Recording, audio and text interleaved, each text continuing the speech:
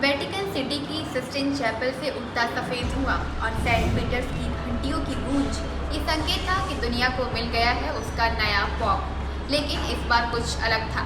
पहली बार किसी अमेरिकी कार्डिनल को चुना गया है। उसका नाम है रॉबर्ट फ्रांसिस प्रीवोस्ट और अब उन्हें पॉप लियो 14वें के नाम से जाना जाएगा। पॉप चुने जाने के बाद अपने पहले भाषण में रॉबर्ट ने कहा, मैं अपने सभी कार्डिनल्स को धन्यवाद देना चाहता हूँ जिन्होंने मुझे पीटर का उत्तराधिकारी चुना है। हम एक संयुक्त चर्च के रूप में आपके साथ मिलकर हमेशा शांति और न्याय के रास्ते पर चलने की कोशिश करेंगे। जब पॉप का पद खाली होता है, यानी कि मौत या इस्तीफे के बाद खाली पद, तब कॉलेज ऑफ कार्डिनल्स यानी कार्डिनल्स का समूह बंद कमरे में बैठता है, जिसे पेपल कॉन्क्लेव कहा जाता है। वोटिंग तब तक होती है जब तक किसी एक नाम पर 2/3 बहुमत ना मिल जाए। जैसे ही नया पॉप तय होता है तो बाहर से सफ़ेद धुआं छोड़ा जाता है।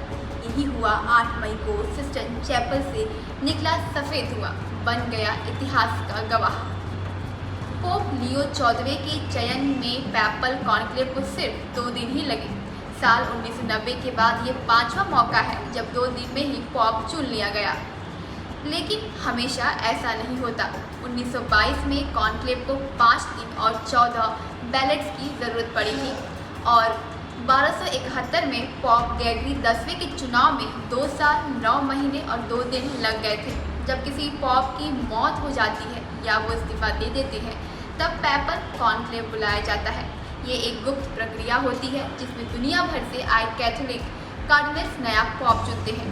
कार्डिनल्स कैथोलिक चर्च के सबसे वरिष्ठ पादरी होते हैं। इन्हें मिलाकर अभी चर्च में कुल 252 कार्डिनल्स हैं, लेकिन 80 साल से कम उम्र वाले 135 कार्डिनल्स ही वोटिंग में हिस्सा ले सकते हैं।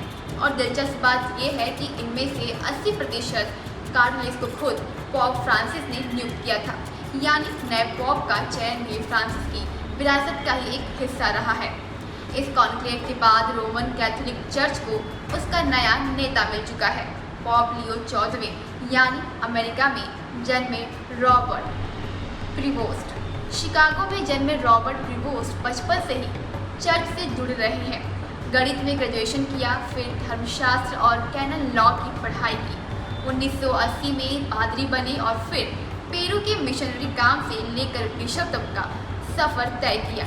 2023 में पोप फ्रांसिस ने उन्हें कार्डिनल बनाया और बिशप नियुक्तियों के विभाग का प्रमुख भी।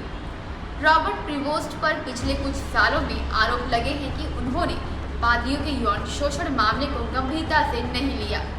दोनों जगह उनके रवैये पर सवाल उठे, फिर भी उन्हें डार्क हॉर्स क्रेडिट माना गया और अब वही वेटिकन सिटी के सर्वोच्च गद्दी पर बैठ चुके हैं।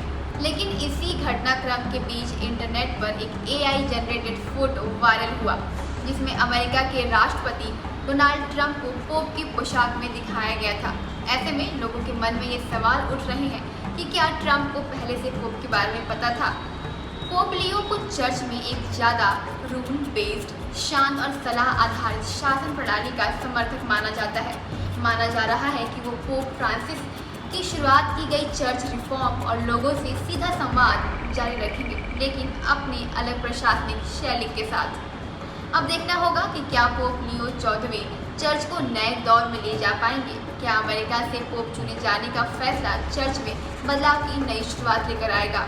ऐसे ही खबरों के लिए बने रहिए जर्नलिस्ट कैफे के साथ। मैं हूं मोनिशा राय।